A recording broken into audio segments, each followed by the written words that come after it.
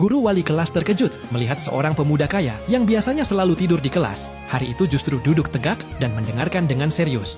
Bukan karena ia berubah rajin, melainkan karena ia tidak berani memejamkan mata. Di sampingnya, seorang gadis menatap tajam sambil berbisik ancaman. "Kalau tidur lagi, aku akan menggok-gokmu." Di tengah kelas yang penuh, perhatian gadis itu hanya tertuju padanya. Pemuda itu tidak mengerti mengapa gadis itu begitu keras dan gigih padanya. Ia tidak tahu bahwa bertahun-tahun kemudian, gadis itu akan menjadi istrinya. Lebih dari itu, gadis tersebut telah menjalani kehidupan sebelumnya. Di kehidupan lampau, gadis itu pernah salah mempercayai saudara angkat pemuda itu. Ia membantu saudara angkat tersebut merebut warisan keluarga, hingga akhirnya dirinya sendiri diusir tanpa belas kasihan. Saat semua orang menjauhinya, hanya pemuda itu yang terus melindunginya. Namun pada akhirnya, saudara angkat itu tetap menjebak mereka berdua hingga wafa'anna. Saat membuka mata kembali, gadis itu sadar bahwa ia telah terlahir kembali. Kali ini, ia bersumpah tidak akan mengulang kesalahan yang sama. Ia akan melindungi pemuda itu dan membantunya merebut kembali semua yang menjadi haknya.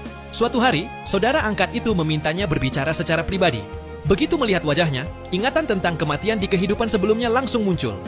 Saudara angkat itu menyalahkannya karena tidak menjawab telepon, tidak lagi membimbingnya, dan membuatnya gagal meraih medali emas lomba bahasa Inggris.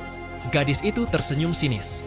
Ia mengatakan tidak akan mengikuti lomba tersebut dan tidak akan pernah mengajarinya lagi. Saudara angkat itu mengklaim bahwa dialah yang pernah menyelamatkan gadis itu di masa lalu.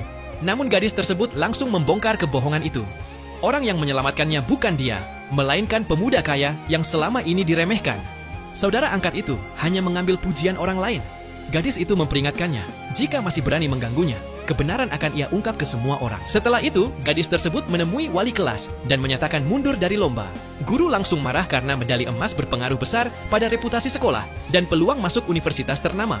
Gadis itu lalu berkata, ia bersedia ikut lomba, tetapi dengan satu syarat, ia harus mengganti pasangan. Ia menunjuk pemuda kaya yang terkenal malas dan berprestasi buruk. Semua orang terkejut. Guru dan ayah pemuda itu langsung menolak.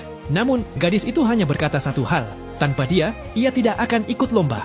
Akhirnya, pihak sekolah terpaksa mengalah. Sejak saat itu, gadis itu memaksa pemuda tersebut belajar. Ia membuang kertas ujian dan menolak mengerjakan. Melihat itu, gadis tersebut langsung berpura-pura menangis. Panik, pemuda itu segera mengambil kertas ujian, mengerjakannya dengan sangat cepat, lalu pergi bermain basket. Teman-teman mengira jawabannya asal-asalan, tetapi gadis itu memeriksa dan mendapati semua jawabannya benar. Tidak ada yang tahu, pemuda itu sebenarnya sangat pandai. Ia hanya sengaja menyembunyikannya. Hari lomba pun tiba. Pemuda itu belum juga muncul. Gadis itu menjadi bahan ejekan. Pembawa acara memperingatkan bahwa jika pasangannya tidak naik ke panggung, ia akan didiskualifikasi.